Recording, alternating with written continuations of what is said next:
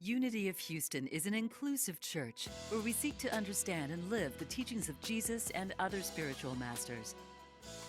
At Unity, we welcome all people from all spiritual paths and every walk of life.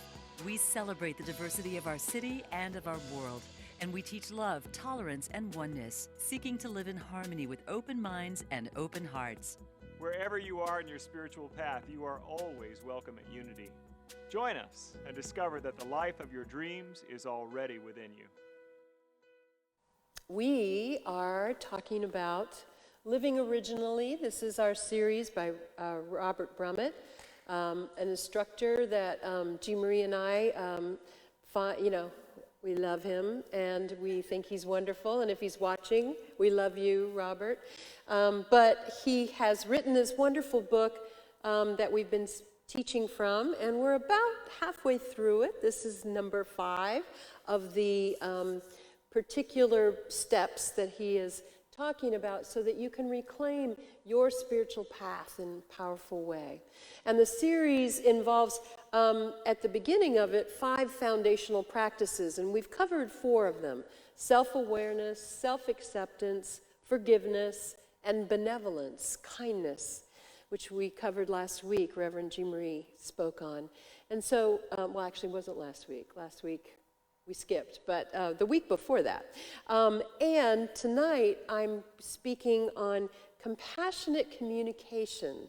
This compassionate communication, if those of you who maybe have been familiar with nonviolent communication, that's a program and a teaching of Marshall Rosenberg, sometimes is referred to as compassionate communication as well.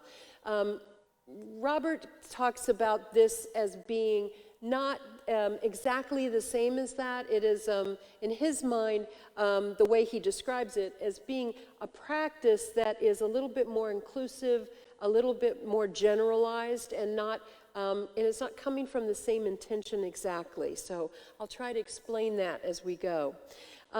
What he says compassionate communication is a process that connects us deeply to our own internal experiences and to the deepest part of others.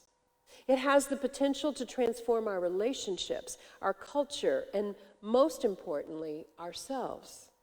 Compassionate communication includes speaking and listening, reading and writing. So it is a state of mind, it's an openness that we enter into to allow ourselves to not fall into habitual patterns of unconsciousness, but rather try to awaken and try to be present, try to really listen, try to really see, hear, experience what is going on inside of us, and also to choose how it is that we will respond, rather than find ourselves responding or reacting necessarily.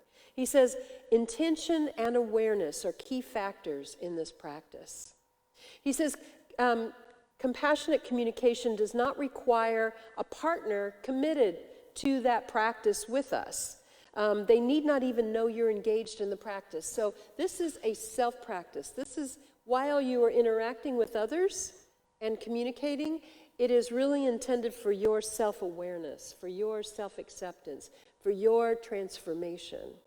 The primary intention must be your own personal transformation. So this is different than communicating in such a way that you make someone else feel differently, or that you are looking so much for their reaction or how they're receiving it. It has much more to do with how it is that you're experiencing it on your side of things, and also how true you are to a couple of the questions that you'll ask yourself in just a moment.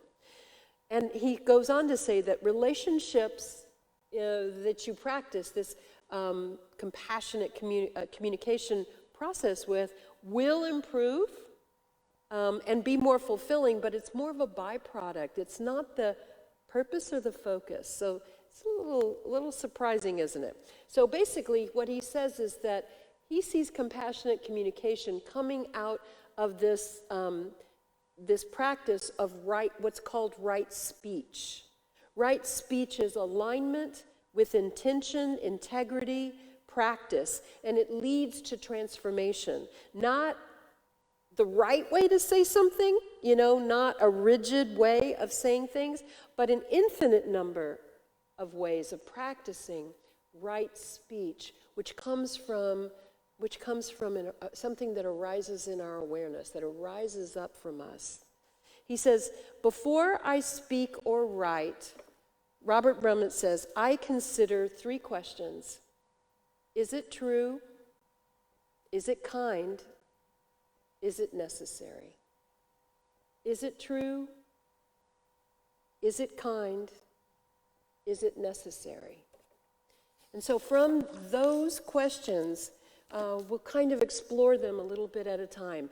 What does it mean to say, is it true?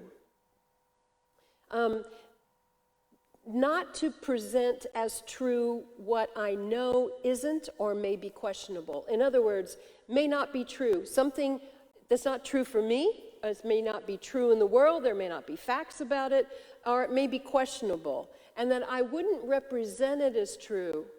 In other words, I wouldn't break my integrity. I would hold right speech in making sure that I am speaking something that I believe is true, feels true to me. And if I realize that I've spoken and it isn't true, that I correct my error if I'm wrong about the facts, or if I'm wrong if I've misrepresented myself. He says, when I find myself in violation of speaking untruthfully or not correcting my error, I search behind the motive behind the behavior. In other words, was I in fear or anger? Was I avoiding a feeling? Why did I do that? Because I have this intention of speaking truthfully, true, kind, necessary. So if I'm speaking truthfully, I want to re-evaluate that. For instance, I might be in a conversation with someone, and he says, this is him talking about his process, Roberts. He says, if I tell someone that I like your car when I really don't, I ask myself, was I in fear of judgment or anger from the other person, or loss of friendship, or seeming to be disloyal? What exactly was going on with me? So it's a reflection back more deeply into my process. Nothing to do with out here, or the reaction that somebody else would have to it. Do you see how you would kind of process that? And I'm sure you're sitting there thinking, how does he get through a day if he's doing all of that, right? Yes, I've thought the same thing.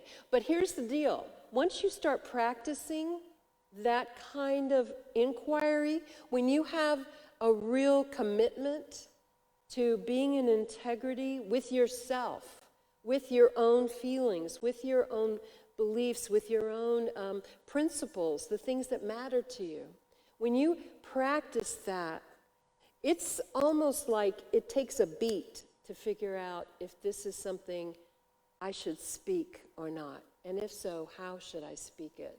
With practice, it's a beat. Boom. I think I'll hold back a minute. I won't say that. It's just a moment. Because when we're able to be completely clear. Now, we're not always, and none of us are, and I'm sure Robert would say he isn't either. But it is a practice that you keep coming back to. You keep forgiving yourself. You keep returning to your intention. And intention is a direction that you're going. It is not doing it perfectly every time. An intention is a reference point. If I stray off my reference point, if I stray out of my intention, I simply remind myself to come back to it. I simply wake up again. I'll tell you what the truth is. All of mastery, spiritual mastery, is waking up again, and waking up again, and waking up again. And every time you wake up, for longer and longer periods of time, but every time you wake up, salvation, freedom, choice, possibility, creativity, love, everything is possible. And just when you go to sleep again, however long you're asleep until you wake up again, you come back to that intention. He says sometimes he explores the larger pattern. Do I believe it's not safe to tell the truth? We're back to the car thing again. It's like he takes it even further and says, is there a pattern in me that it wasn't just this car thing. That's not really what's important. But now I have a window into myself for a moment. And I take a look at my patterns and say, is this something that I do a lot? That I'm insincere, perhaps? Because I think it's maybe not safe to tell my truth or my opinions. Do I think I'm responsible for how others react to me, or that I'm responsible for how they feel? Am I hiding behind a facade and not really showing myself honestly in the world? Is that what's going on? And can I see more evidence of that? And am I repeatedly doing this behavior when I'm unconscious? This is how this practice becomes transformational. Because with awareness, only with awareness, can anything change. Can choices be made? I know in my own process, I always ask myself, especially when I'm asking about truth, I ask, what is true for me? In other words, my own personal truth. Or I might ask, what is factually true before I share it with someone else? Do I know this is true? Where did I hear this from? Where did I read it? How can I verify that? Do I want to be conveying something and putting my energy behind, or my reputation, or my power behind something that isn't necessarily true? Do I want it to represent me, provable with evidence? If it's not factually true or objectively true, does it have value? That's another question to ask. Is this even worth me spreading or saying? Does this have any value? Does this contribute positively? Because that's another value, a principle, right? How I answer those questions determines how I answer the following questions. Is it kind? Is it necessary? If it's valuable, or if it's kind or necessary. As I was growing up, I've been long concerned with not contributing to gossip. This started in middle school, believe it or not. I have some middle school bad habits, but I also have some middle school good habits that came about as sort of a defense. In middle school, we're so petty and brutal, and it's so it can be so painful. There can be so much meanness, actually, that what I began to realize is that when gossip comes around or speculation about someone that I don't have information or facts about, I've been cautious about saying anything that could come back to me that I wouldn't want associated with me. Karen, did you say this about me? Karen, I heard somebody said that you said blah, blah, blah, blah, blah.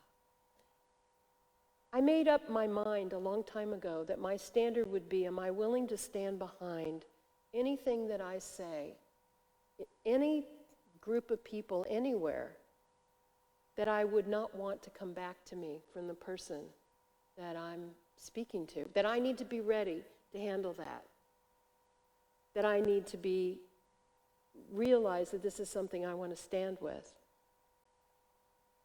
And I decided that if I stand behind pettiness, then if I don't want to stand behind pettiness, that I shouldn't be petty with anything else I say. I learned that I'm in charge of my own reputation. No one has the power to damage my reputation but me. I don't give anyone that power. And if something goes around about me, about somebody, I just disregard it because I know that my consistent behavior will be seen. And my inconsistent behavior will be seen. I've learned that in the long run, it matters less what others think of me by my words than how I can live with myself with what I've said or about others. But compassionate communication, strangely, isn't really based on principle. You heard me speaking about my principles that I have followed, and I told you a little bit about how I arrived at them. It was to defend myself. It was to gain power and control over a situation that I felt powerless in. It's not exactly the same. It's noble, I stand by it, and I still practice it as much as I can. But it's not where compassionate communication that Robert Brummett is talking about exactly operates. It is really more about examining the truth of things based on what it reveals to me and about my process and about where my unconsciousness lies, so that I can shine a light on it and I can become more conscious and I can therefore make new choices and be transformed by it. Speaking from my point of view, intention, to change someone else's point of view, or to at least see the value of mine, that might be a way in which we sometimes communicate, right? Political stuff, where we're talking about issues or ideas, where we're talking about how it is that I feel this way and you feel another way. A way to consider the importance or the truth of that is to be clear that you're speaking from your limited personal perspective or experience and not represent it as absolute truth. While it's useful or valuable, it's still only personal truth. And qualifying it enables me to use I statements and to say where I sit, how I've lived, what I've learned, how I see things. And therefore, you get to look at it and say, take a little part of that, but I don't really believe the rest of it. Or take none of it at all. Or find something that you can really hold on to, or something that you can examine and look at. The same way I would do with you. Compassionate communication becomes an exchange and a possibility to learn things out of a respectful relationship. Sharing opinions and issues of the day, examining one's intention gives one true freedom of choice and liberation from habitual unconscious patterns. So the intention to find true freedom in the moment comes with awareness. So that's how we look at whether something is true and whether or not it's something to share. But is it kind? Robert Brummett calls it this way: kindness comes as heart's intention, appreciation and genuine caring, looking from a swelling of a space within your heart, an expression of something respectful and warm and generous, and an expression of wanting to be connected to someone else. This is kindness. It isn't just a way of being, it is a state of being. You get that? Breathing into your heart and just seeing that other person, no matter how close you feel to them or not, can you find a place of generosity toward them? Can you feel an expansion in them? And that will then form the words you will use. There's no right or perfect diagrammatical way of speaking that conveys kindness. Always use these words. Flowery at best, no, not necessarily. Your style. But it'll be filled with the energy of your heart, of your love, of your sincerity, of your respect. First, cultivate those feelings, and then your words will follow. True kindness is conveyed beyond the words. How do I speak the truth and be kind at the same time? Sometimes Robert says he's asked that. Like they're diametrically opposed. There's some truth, you can't be kind. It may not feel kind, may not be perceived as kind. but it may be important to be spoken nonetheless. How do you find a way to say something kindly, with generosity, with respect, with an open-hearted compassion, with a love, with a care? And then your words will convey truth with love.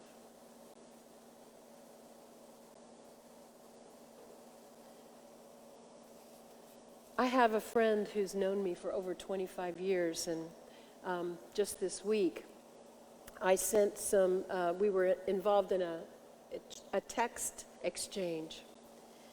And I had, at the end of this text thread, I had expressed concern about sounding preachy with her.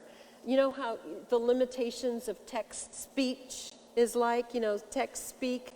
Yes, you can put hearts in it, and yes, you can put quotations around it, and thumbs up, and you can communicate some amount of emotion. But when you're trying to express something in a text, if it's heart-centered, you do better to pick up the phone and speak, right? So I had made the mistake of putting something too much, perhaps, over-communicated in a text message. And then I retracted, and I felt like, I apologize. I felt like I was too preachy. She said, she showed her practice of compassionate communication in these words back to me. She said, "You didn't sound preachy at all." She said, "I know you as wanting to communicate clearly and thoroughly. I love you, and I know you love me too. Hopefully, I'll see you soon." Now, that is someone who is conscious of the moment and gave me an insight how she saw me and how she saw me deeply. She didn't have prescribed words. No worries. That's okay. Just kind of batting it off. Instead, she went deeply into me and reflected something that she knew she had observed in me, and gave that gift back to me in that moment. I know you as wanting to communicate clearly and thoroughly. She knows me. Can you see how even in a text, even in writing, compassionate communication can touch you? And then the final question, is it true? Is it kind? Is it necessary? Robert Brummett says, "Am I speaking with concern for another's well-being? If I say this, is my speech motivated by an authentic desire to share with another? Or am I just trying to defend or justify myself? Am I attached to a particular outcome? Or am I aware of feeling any fear or anger before I speak? Am I speaking to convey information or to deepen a relationship? Or am I speaking to fortify my own ego, to relieve my own anxiety, to impress someone, or to control a situation?" How we answer those questions, what is true for us in the moment, will be an insight in our own healing and in our own awareness that makes us realize, I don't really need to share that after all. It's not really going to be helpful. It doesn't matter. The answers to those questions will guide whether or not speaking is necessary at all, or to share that particular thing.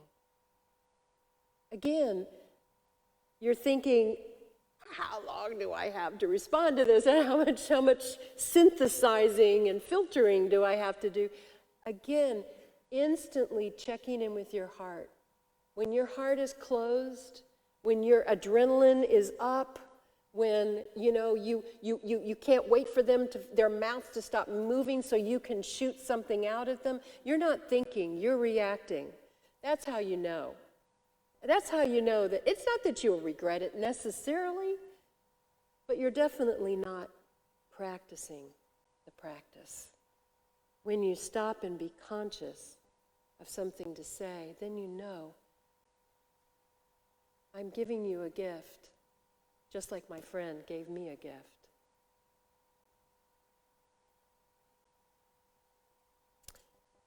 Robert Brummett says, compassionate communication is love and expression.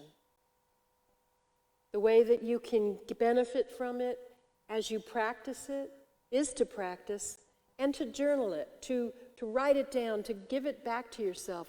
Something, an insight that you pick up about it, make sure that you jot it down somewhere where you'll see it again. Give it back to yourself so that you can refresh your mind and remember this learning so that you can operate out of this awareness of yourself so that you can capitalize on the gains that you make. And be honest with your intentions. Be honest to yourself. He says intention is not the same as expectation.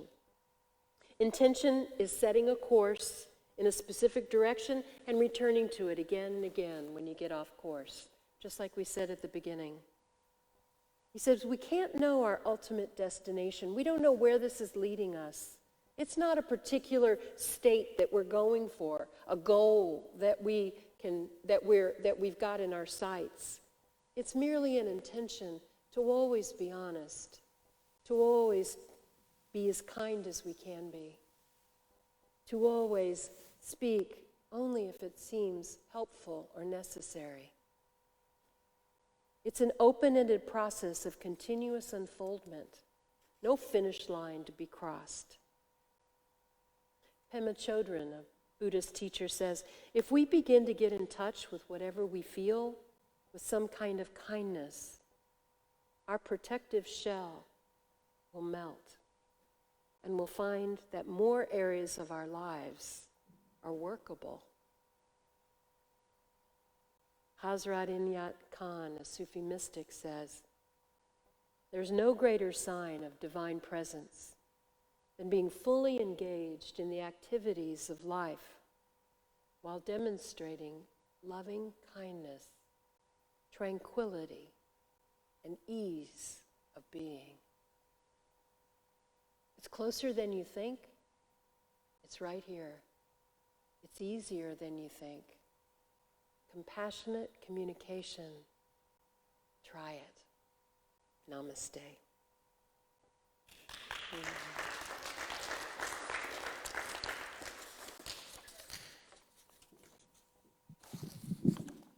Thank you so much, Karen.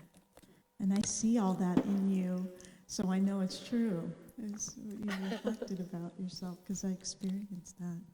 I couldn't help but think about that there must be another side to compassionate communication as far as, is it true, is it kind, is it necessary? That for my speech, but also to be conscious of how I may be inquiring into other people and putting them in a position where they may get into gossip or condemning, and that maybe kind of instigating that would be another side of compassionate communication too. Maybe I don't want to share something, but I want them to dish it out, right? Well, and examine your motives and examine your intention. I mean, what he's saying is that this isn't a tool for being perfect and above reproach in everything, because that's perfectionism, and we know that, right? We've talked about that a lot here.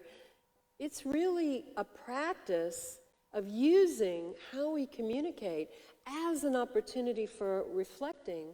How am I really feeling? What am I really wanting? What is my real intention in this communication? And is this, true? Is it kind? Is it useful? Is it necessary? And if we answer those questions, we're going to give ourselves so much more rich experience of it. And if you notice that, yes, you're hopeful that you've seeded something that's like, come on, yes, I'd love to hear a little gossip, I'd love to hear where you're coming from there. I mean, nothing wrong with it. Observe it, and just see, does it make me feel as good as I thought it would, Yeah, as you were sharing, the extrovert in me was feeling a little bit edited, because we've chatted and giggled about how extroverts figure out how we think and feel about something by talking about it. So this recipe kind of stalls that just a little bit. But I also really respect and appreciate what you were saying about it. We get better at it with practice. You know, we get faster at it. I remember as a boy, my mother, just saying, "David, you have got to think before you speak." I have no idea what I said that inspired that, but it wasn't only once that she said it, I must have just been a chatterbox all the time. And at some point, the message got through, but the way it manifests as a young man, well, and even now, is I just think faster. But I say pretty much what I want to say because I have a really high value for authenticity. And I respect these principles. I think there's nothing but good in them. But I also feel it could be misunderstood, because I don't think the intended outcome is that we become constipated in speech. I really don't want that. I'm just not interested. I'm sorry. If the intended outcome here is for us to not say the things that need to be said because our filters are just not sophisticated enough to get through them fast enough in order to be worthy of the moment, because spontaneity is also a cofactor that needs to be included. So it just comes back down to practice. It really does, because we could get faster and faster at it all the time. Well, and as someone who also processes out loud, as you well know, the deal is that the authenticity and the spontaneity of the moment, all it does is, if you put it out there, all it does is give it a chance for you to see it and hear it. And so what's the purpose of this? The purpose of this is transformational. It's to wake up. So if you say something that is offensive or mistaken or taken wrong, or if you misrepresented yourself, or if you showed a part of yourself you didn't really want to show, right? It just popped out with something. All of that is material for your growth and for your forgiveness and for your making amends if necessary. It's all transformational. It doesn't matter that you held back on it and played your cards one at a time, Instead, you can just be committed to your own awareness and transformation.